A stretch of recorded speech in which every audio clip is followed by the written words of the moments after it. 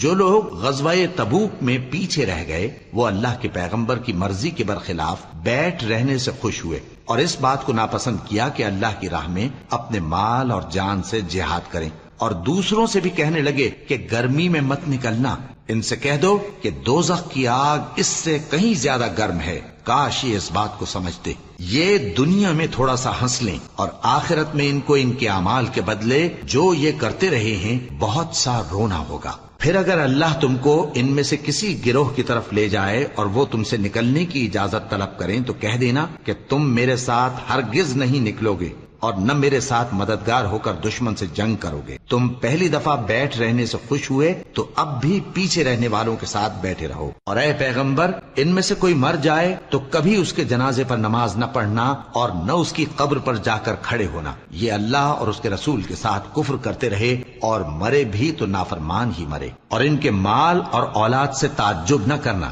ان چیزوں سے اللہ یہ چاہتا ہے کہ ان کو دنیا میں عذاب کرے، اور جب ان کی جان نکلے تو اس وقت بھی یہ کافر ہی ہوں۔